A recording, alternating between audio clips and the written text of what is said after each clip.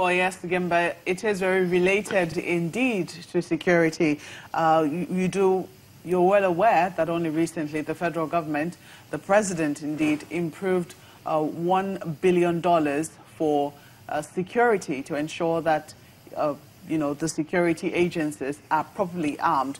Well, to discuss the controversies that have arisen as a result of that approval given by the president, we have with us two gentlemen in the studio. Honorable Rima Shawulu is the chairman, House Committee on Army Defense, and we also have Captain Bish Johnson, who is a security consultant. Gentlemen, you're welcome to Sunrise Daily. Thank you. Good morning. Good morning. Let me start with you, Captain. I'm sure, well, you're a security consultant, and oftentimes when you're talking to people, you want them to be able to get the best. Are you in any way saddened by the controversy that has arisen from the president's approval, or do you think that it's part of what should come up, based on how much is being approved in the very first instance and the manner in which it's been done? Well, Mope, I have been a proponent of proper funding of our security agencies. I believe that most often than not, most of the agencies are underfunded. And in addition to that, even with the little funds that they do get, a lot of them do end up being misappropriated. So I have always used every opportunity that I've had to, speak out and support proper funding of our security agencies. However, this is the problem with this particular one. We're in a democracy now, and in every democracy there's a process. And the process is that when you fund government agencies, whether they are security agencies or any other agency of government, it has to follow due process. And the due process is that it has to go through the People's National Assembly.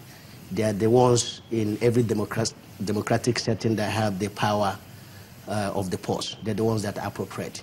It will constitute an executive overreach for the president to appropriate funds to himself without going through the National Assembly. The National Assembly is the legitimate arm of government that appropriates funding. Very true. The National Assembly does indeed have the power of the purse. But then there are questions, because right now, the monies from where this fund has been approved, or the fund from where this money has been approved, is the excess crude account, which Correct. Sadly is not known in our Constitution. And we have found that over the years there has been some arbitrariness, so to speak, in terms of how the monies from this account has been spent. The National Assembly, we're not very sure, even though we'll ask Honorable Shawulu in a moment, just the process, what should happen in that instance. But, it would seem that so far so good. The president is not in breach of anything in terms of how he has gone about appropriating money or getting money from that particular account. Well, it's not a matter of getting money from that particular account. Mope, it would be quite unwise for us to say, look, let's give the federal government a blank check of $1 billion to go and spend. To spend it on what? There has to be some critical questions that have to be answered. How much of that money is going to the Army? How much of it is going to the Air Force? How much of it is going to the Navy or the Civil Defense or the DSS? And for what purposes? I've been opportuned to be in an organization where I have participated in defense funding. Now, there's a budget, a 2018 budget, that is sitting in the House right now that has not been passed. I would think that the most reasonable thing for the executive to do is to find a way to work with the National Assembly to ensure that that 2018 budget is passed. If that budget is passed and exhausted, and there's still more money required to fund our security agencies, they have to send an emergency security funding bill still to the National Assembly. This is not a matter of that excess crude account is not in our Constitution. This is a reasonable thing for every reasonable democracy to do. I have never, throughout my time in service, heard of any president of the United States dip hand into any funding, no matter the source of that funding, to fund the security agencies without going through the Congress. It's unheard of. Let's quickly take Honorable Shawulu's thoughts on this. Honorable, you oversight the Army under defense now, and you're aware of the shortcomings. You're aware of the complaints that they always have in terms of equipment and manpower and what have you not. And so I'm sure this has not come as any surprise to you that the president is looking for ways to boost the country's security systems. Are you happy with how he's gone about it? Well, actually, you know, this is not a new thing. I think we've discussed this before. It started with when the governor of, the chairman of the Governors Forum said they had met and decided to donate some money from the excess crude account for security. So it's a continuation of that process. Now, there are, let's separate two things.